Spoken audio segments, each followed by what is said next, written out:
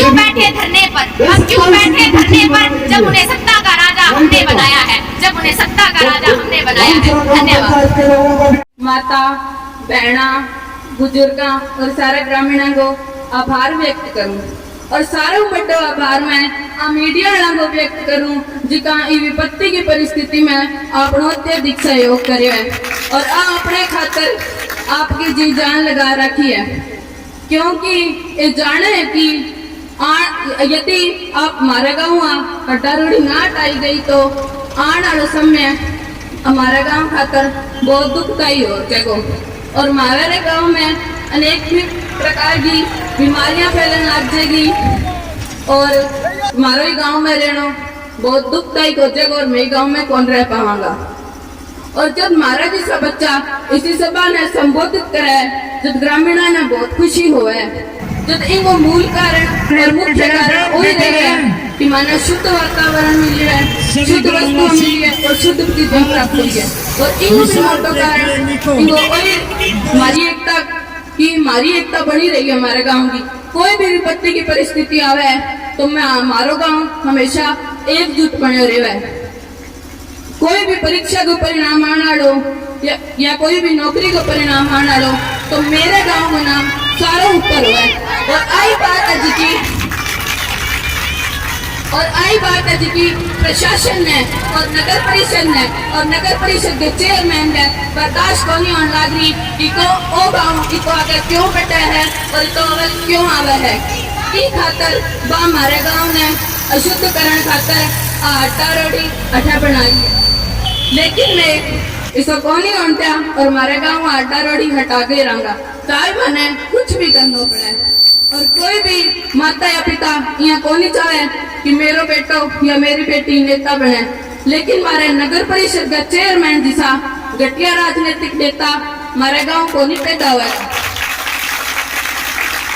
अगर हमारे गांव राजनीतिक नेता पैदा होएगा तो इंदिरा गांधी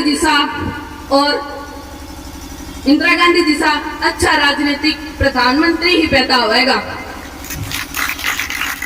एक तरफ तो माने कलेक्टर साहब वो सुझाव दिया है कि जिसकी अड्डारोड़ी बनाई गई है बिंगा चारों तरफ में पेड़ पौधा लगा के वातावरण शुद्ध कर देगा, तो कलेक्टर साहब इसको काम करे क्यों है कि हमारा गांव तो पहले ही शुद्ध है, माने इतना शुद्ध की जरूरत को नहीं। अगर माने इतना ही शुद्ध वातावरण प्रिय है तो भाई अड्डारोड़ी आपका गाँव में ले जाए और बैठा रही पेड़ पौधा लगाने की बात तो वह पेड़ पौधा में गाँव का मिलकर लगा देगा। और यदि एक दिन मैं कलेक्टर साहब के कार्यालय हूँ 3 अधिकारियों के द्वारा हड्डारोड़ी बनाने के पक्ष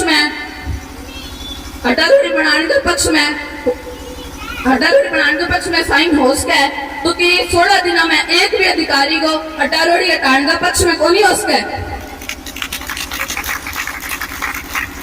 और यदि मैं प्रशासन को प्रतीक रूप में खर्च करे है, यदि प्रशासन समय रहता हड्डारोड़ी हमारे गाँव ना हटाई तो मैं प्रशासन को सच में खर्च कर सकता।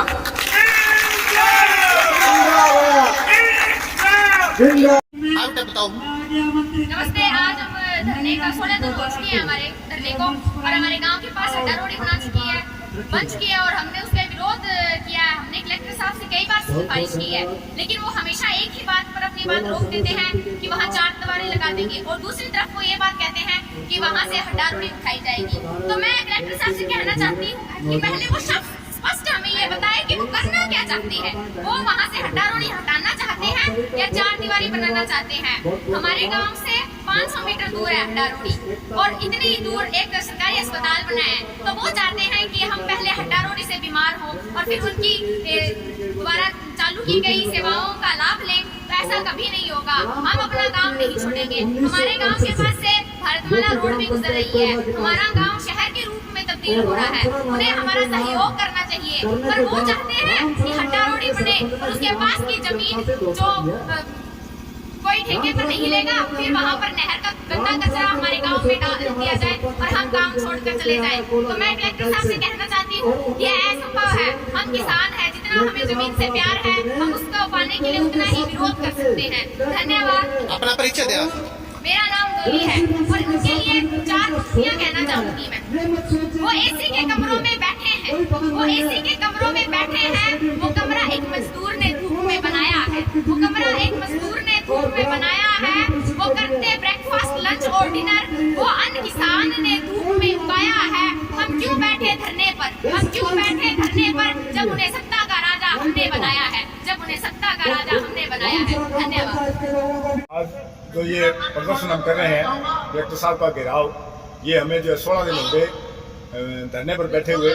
कोला ग्राम के अंदर जो अवैध अड्डारोड़ी, जो अड्डारोड़ी नहीं हब बनाया है कि पूरे 17 गांवों का अड्डी जो है वहीं आकर के पशु जो वहीं डाले जाएंगे, जिसकी कितनी दूर तक होगी। हमारा गांव केवल 500 मीटर दूर है, जिसकी वजह से हमारा जो है जीना दूर हो गया है। और जब तक ये अड्डारोड़ी नहीं हटेगी हम जो है ये आंदोलन जारी रखेंगे और इससे आगे और तेज करेंगे। और गांव का बच्चा जो है ये प्रण ले चुका है कि हड्डारोड़ी को हटा करके ही दम लेंगे, अन्यथा हम जो है अनशन तक जो है वो भूख हड़ताल तक भी बैठेंगे। आज हजारों की संख्या में महिलाएं, बच्चे सब सड़कों पे आए हैं, ट्रैक्टर ट्रालियों में आए हैं, क्या कहेंगे आप? ये हजारों की संख्या में आज नहीं हमेशा ही आते हैं।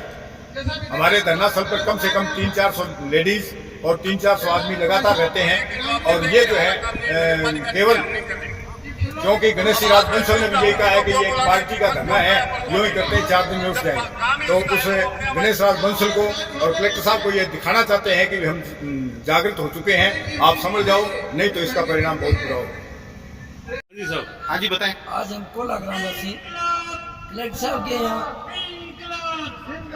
चेतावनी देने भी आए हैं और पहले प्रार्थना पत्र बहुत दिए हैं, गुहार वोट लगाई है। गांव के पास जो 500 मीटर के दायरे में इतनी बड़ा धोखा है अड्डारोड़ी बन रही है, जैसे वो पहले कहानी आज हम कलेक्टर साहब के पास आए। मैं आपके चैनल के माध्यम से, मीडिया के माध्यम से सभी राजस्थान वासियों को, भारतवासियों को बता देना चाहता हूँ कि ये जो अड्डारोड़ी है वो जिला स्तरीय है और हमारे गांव के 500 मीटर दूरी पर बन रही है आबादी की। तो ये जो हमें अधिकार है स्वस्थ जीवन का, स्वस्थ वायु का, ये बाबा साहब भीमराव अम्बेडकर जी ने दिया है। ये किसी कलेक्टर या एमएलए का दिया हुआ नहीं है, ये संविधान का दिया हुआ है।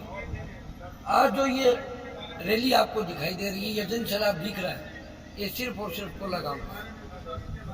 कोला गांव के ये धैर्य का परिचय ले रहे हैं। मैं कलेक्टर साहब को आपके चैनल के माध्यम से बता देना चाहता हूँ, भाई ये ट्रेलर है, फिल्म नहीं है। फिल्म तो अभी बाकी है। यदि आपने अड्डारोड़ी कानूनी तरीके से नहीं हटाई, गैर कानूनी अड्डारोड़ी कानूनी तरीके से नहीं हटाई, तो हम इस अड्डारोड़ी की एक एक ईंट उखाड़ को फेंकेंगे। दूसरी बात, ये जो अड्डारोड़ी है, ये अड्डारोड़ी ग्रामीणों को प्रताड़ित करने के लिए बनाई गई है और हम प्रताड़ित नहीं होंगे, हम अन्याय सहन नहीं करेंगे। जय हिंद, जय भारत।